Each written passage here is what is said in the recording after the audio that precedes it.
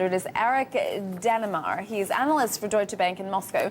Welcome to the program, Erik. Good to have you. Tell us what investors need to know about Polymetal.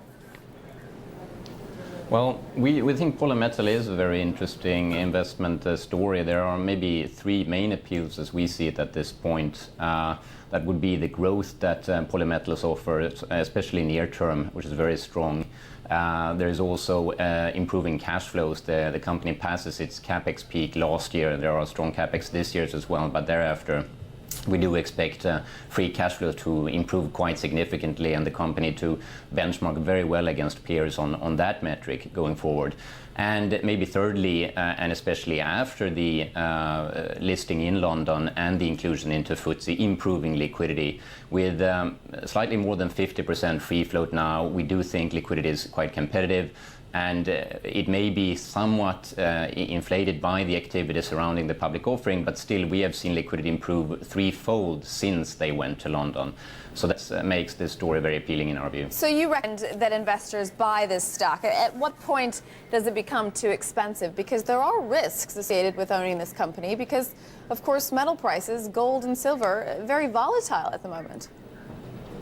Definitely. I mean, we do have a buy rating on the stock. We have an 1180 price target, so there is still upside about 16% from where we are now. But there are definitely risks, as you point out as well.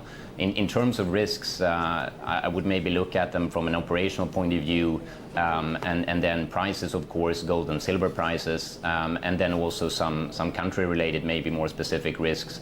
And in terms of operations, the company, as I said, one of the appeals is the very aggressive growth that they will post in the next year and out to 2014.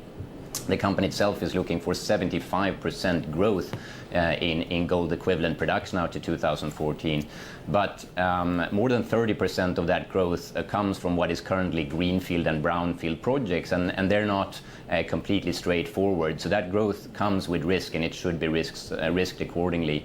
And then, as you mentioned, of course, gold and silver prices. Deutsche Bank remains quite constructive on these markets. We think that sovereign credit concerns, the low real interest rate environment, and also currency volatility will support gold market and to a lesser extent, but also the silver market. But of course, with the way the prices have behaved recently, how big of a boost? Strong volatility, investors are concerned about that. Excuse me, Erik, I was just going to say, how big of a boost is this for a company to become part of the FTSE 100? I mean, you wonder how quickly they're going to start to exploit that position and raise some money again soon.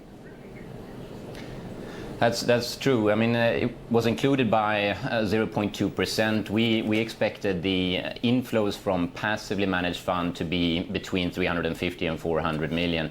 But the big liquidity boost comes gradually, we think, and definitely the ability to reach into a broader investment base and potentially deeper pockets is something that the company will be looking at exploiting. They have a track record of acquisitions, and we think they will remain an acquisitive story. And now with a much more potent acquisition currency, that could obviously become a means to further grow their asset base going forward as well.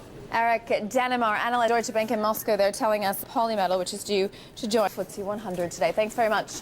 Eldorado Gold is buying European